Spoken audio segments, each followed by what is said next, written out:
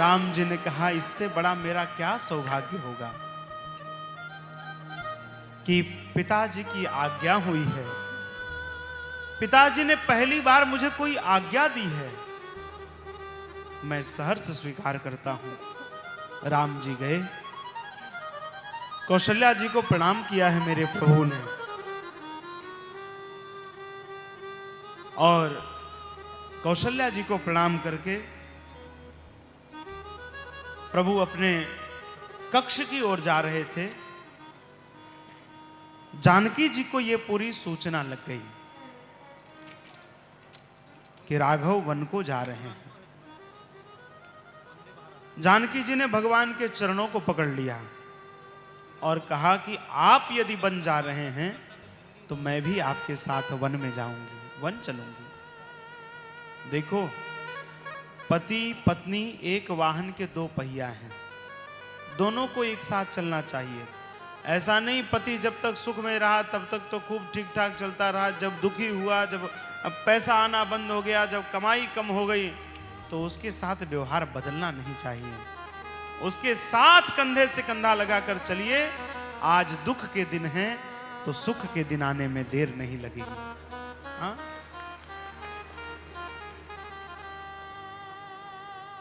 रात के बाद होगा सवेरा, देखना हो अगर दिन सुनहरा, पांव फूलों पे रखने के पहले तुझको कांटों पे चलना पड़ेगा। हाँ? जानकी जी ने कहा कि प्रभु मैं आपके साथ चलूंगी। राम जी ने कहा, पता भी है आपको जंगल में कितने कांटे मिलेंगे, बन बन चलना पड़ेगा, बहुत दूर दूर तक जल नहीं मिलेगा, बहुत दूर दूर तक कुछ खाने को नहीं मिलेगा। जानकी जी ने कहा, राघव जी ये कांटे जो हैं, ये जो झाड़ियां हैं, ये पेड़ पौधे जो हैं, ये मेरे भाई हैं। भाई हैं? कैसे भाई हैं? सीता जी ने कहा, देखो राघव, मेरा जन्म भी इसी पृथ्वी से हुआ है और इन पेड़ पौधों कांटों का भी जन्म इसी पृथ्वी से हुआ है। इस नाते उन कांटों की मैं बहन हुई और वो मेरे भाई हो गए। और कोई भी भाई कभी अपनी बहन को कष्ट नहीं पहुंचाता। हाँ? अरे राम जी ने कहा, तुम्हें पता है बड़े हिंसक जानवर मिलते हैं जंगल में। जानकी जी ने कहा, देखो और लोग डरते होंगे जानवर से, शेर कभी नहीं डरता जंगल में।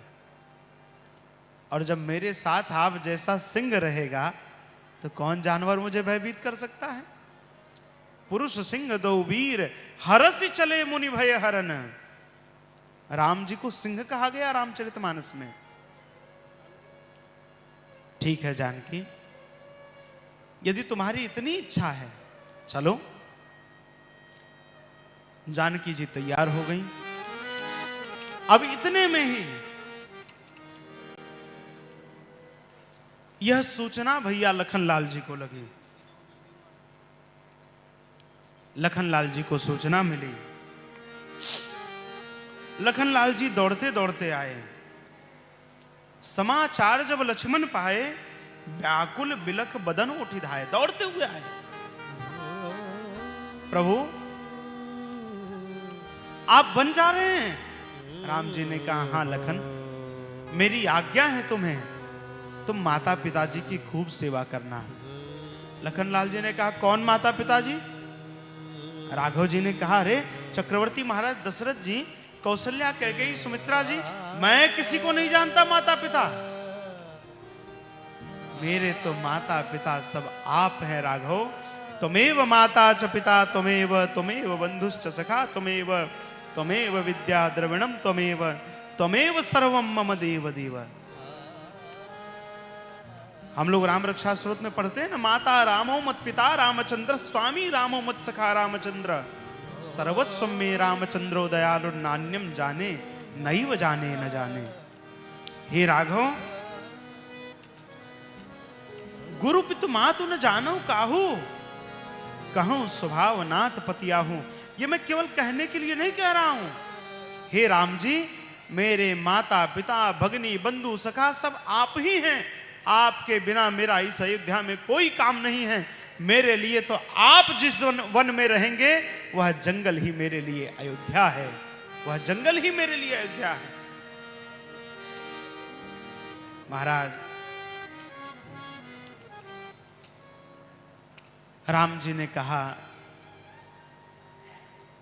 ठीक है लखन, यदि तुम्हारा इतना भाव है तो जाओ सुमित्रा जी से आज्ञा मांग कर आओ, चलते हैं वन को, अब विलंब हो रहा है।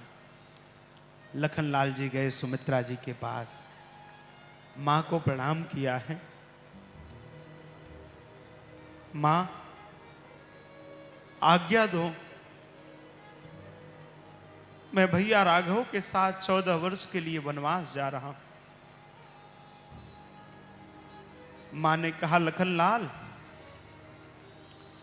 आप किस अधिकार से मेरे पास आए हैं?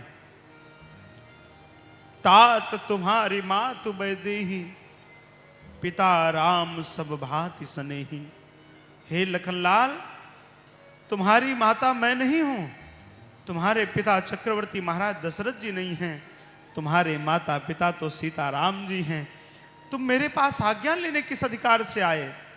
तब लखनलाल जी ने कहा कि मैं अपनी ओर से आज्ञा लेने नहीं आया हूं, मैं तो राघव जी की ओर से प्रणाम करने आया हूं आपको। लखनलाल जी वन क्यों जा रहे हैं? लक्ष्मण जी क्यों जा रहे हैं? क्योंकि रावण का जो पुत्र है इंद्रजीत, उसको वही मार सकता है जो 14 वर्ष तक अपने इंद्रियों को जीता हो। इंद्रिय जीत ही इंद्रजीत को मार सकता है। इसलिए लक्ष्मण जी जब आज्ञा लेकर जा रहे हैं तो मां ने कहा, लखनलाल तुम दिन रात राम जी की सेवा करना, दिन रात राम जी को अपने मन में बैठा कर रखना। लखनलाल जी ने कहा कि दिन में तो मैं ध्यान रखूंगा, लेकिन निद्रा पर तो किसी का वश होता नहीं है। मान लो मैं सोया और मेरे मन में कोई उल्टे सीधे विचार आए, इससे अच्छा है कि मैं 14 वर्ष सोऊंगा ही नहीं। 14 वर्ष दिन रात जगे हैं लखनलाल। उर्मिला जी से भेंट हुई और आए हैं भैया लखन, मेरे प्रभु जानकी जी और भैया लखनलाल जी के सहित दशरथ जी के पास गए और जाकर के प्रणाम किया है। सुमंत्र जी लेकर मेरे प्रभु को निकल रहे हैं। इतने में यह समाचार पूरी अयोध्या वासियों में चला गया है। एक एक अयोध्यावासी आकर के द्वार पर खड़ा है। हे राघव, आप कहां जा रहे हैं? एक एक अयोध्यावासी रो रहा है। लेकिन मेरे प्रभु इस परिस्थिति में भी मुस्कुरा रहे हैं। प्रसन्नता ये न गता अभिषेकतस तथा न ममलौ वनवास दुखतः। देखो, हम लोगों को कोई बहुत बड़ी उपलब्धि मिलनी हो और वो यदि मिलते मिलते रह जाए तो हम लोग छोटी छोटी बात के लिए रोते हैं। राम जी क्यों महान है? आज पूरी दुनिया राम जी की ओर क्यों एकटक निहार रही है? राम जी को राज्याभिषेक मिलना था तब प्रसन्न नहीं हुए और वन जाना पड़ा तो दुखी नहीं हुए। दुखी नहीं है।